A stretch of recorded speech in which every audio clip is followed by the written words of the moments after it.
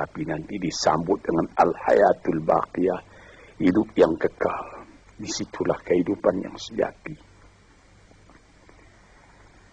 Kita kembali kepada yang tadi. Mengenal hidup yang seperti ini saja sudah patut disyukuri.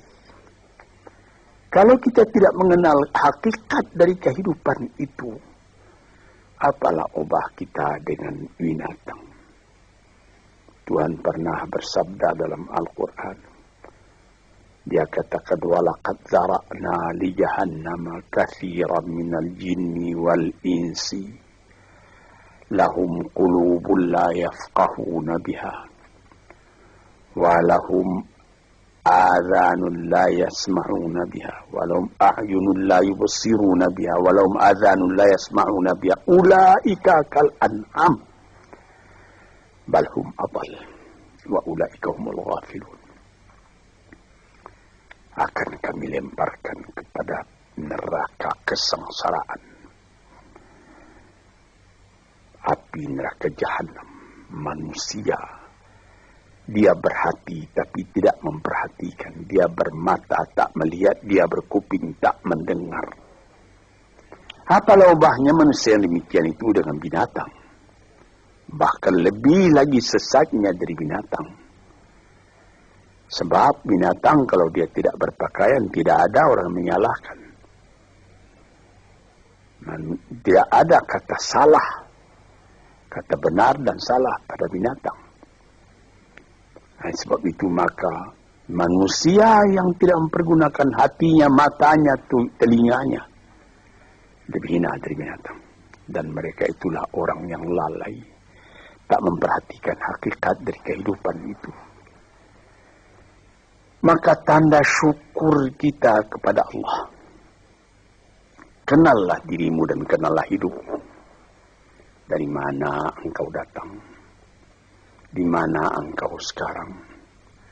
Kemana engkau pergi lagi sesudah ini? Kambing, sapi, kerbau tidak membicarakan ini. Dia cuma memikirkan makan. Manusia disuruh memikirkan ini. Taruhlah manusia itu tidak ada nabi, tidak ada utusan dari Allah datang. Akalnya sendiri pun di dalam kehidupan itu hendak mencari juga jalan yang baik, hendak menjauhi juga jalan yang buruk. Tak ada orang yang menyukai yang buruk dalam hidupnya. Walaupun orang yang telah terlanjur berbuat buruk sekalipun dia menyesali karena dia tidak dapat menahan dirinya. Sebab itu maka bersyukurlah kita kepada Allah. Kehidupan kita itu tidak disia-siakan, tidak disia-siakan oleh Allah. Yahsabul insanu an yutraka sudah. Apakah manusia menyangka bahwa dia akan dibiarkan saja, tidak terpelihara, berjalan tidak tentu arah? Tidak. Sejak dari masa dalam menjadi nutfah lagi, sampai menjadi insan sudah menjadi fikiran kita. Bagaimana keindahan Allah menjadikan kita. Nah, sebab itu maka dikatakan, bersyukurlah, syukurilah nikmat Allah itu. Sekarang timbul pertanyaan, bagaimana yang dimaksud dengan syukur itu? Saya pertalikan sedikit dengan falsafah. Sokrates apabila dia mempelajari keadaan alam, sesudah melihat keadaan alam ini, dia pun mempunyai iman bahwa ada yang menciptakan alam, yaitu Tuhan. Dia bersyukur. Mengetahui itulah hakikat hidup, kata beliau. Mengetahui itulah kebahagiaan sejati, kata beliau. Maka di sini kita melihat, syukur ya Allah, aku tidak dijadikan jadi binatang. Syukur ya Allah, aku tidak jadikan manusia yang sia-sia. Syukur ya Allah, aku terjadi dalam keadaan seperti ini. Sehingga aku tahu yang hak, tahu yang batil, tahu yang buruk, tahu yang baik. Tahu dari mana asal perjalanan ini, dan tahu pula kemana tujuan perjalanan ini. Syukur kepada Allah karena kita tahu kita datang ke dunia cuma sekali. Sepintas, sekejap mata dibandingkan dengan umurnya dunia. Taruhlah orang berumur 100 tahun yang paling panjang. Tapi apalah artinya 100 tahun dengan umur dunia yang sudah miliar tahun. Dan apabila kita mati pun, dunia pun akan tinggal sepeninggal kita. Entah berapa juta tahun lagi, tidak tahulah. Sepintas zaman kita lalu ke dunia ini. Kita bersyukur karena kita diberi ingat. Yang sepintas zaman, yang sekejap mata itu harus kita isi. Sehingga setelah badan kita hancur di dalam bumi, kita masih hidup. Ini, saudara-saudara pendengar yang terhormat, kita sudah mati hancur di kandung tanah, tapi masih hidup. Ada orang yang berumur sampai 100 tahun misalnya, atau lebih sedikit, tidak pula banyak lebihnya itu.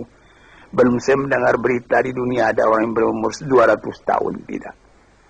Paling banyak ya 120, 130 tahun, itu pun sudah lemah. Nah, dalam umur yang sekian pendeknya kita lalui di dunia, dia bisa kita panjangkan. Dengan apa? Dengan sebutan, dengan amal, dengan bekas tangan, dengan iman dan amal saleh, sesuai dengan apa yang disebut di dalam pantun Melayu, pulau pandan jauh di tengah, di balik pulau angsa dua, hancur badan di kandung tanah, budi yang baik terkenang jua. Ada juga satu syair daripada Syauqi Bai, penyair Arab Mesir yang terkenal. Ihfaz li nafsika qabla mautika zikraha, fadzikru lil insani umrun thani. Sebelum engkau mati, peliharalah sebutan dirimu yang akan dikenang orang daripada dirimu. Karena kenangan atas ketika hidup yang dulu itu adalah umur yang kedua kali bagi manusia. Banyak orang yang setelah dimasukkan ke dalam kubur, masuk, sudah ditimbun kubur tadi, orang pun pulang ke rumah. Sebutan orang tadi keluar dari kuburnya. Tiap hari dia keluar. 1 tahun, 2 tahun, 10 tahun, 100 tahun. Malah ada yang beribu tahun. Nabi kita Muhammad sallallahu alaihi wasallam umurnya cuma 64 tahun. Tapi beliau sampai sekarang sudah 1400 tahun. Masih seperti kemarin saja hidup beliau itu menjadi sebutan siang malam. Inilah maksudnya yang dikatakan orang yang sesudah mati dia hidup kembali lebih panjang umurnya. 64 tahun dibandingkan dengan 1400 tahun. Dan selama azan masih kedengaran di puncak menara, entah ratusan ribu tahun lagi, itu nama akan tetap hidup. Ini yang kita syukuri kepada Tuhan. Sebaliknya, setelah kita sebutkan bagaimana syukur atas nikmat yang diberikan Allah, sebaliknya ada orang yang tidak berterima kasih sedikit juga kepada Tuhan, melainkan mengomel terus bagaimanapun banyaknya nikmat yang dia terima. Maka pada ujung ayat tadi dikatakan wala in kafartum inna azabi la syadid. Kalau kamu masih mengingkari nikmat Tuhan itu, maka siksaan Tuhan amatlah pedihnya kepada dirimu.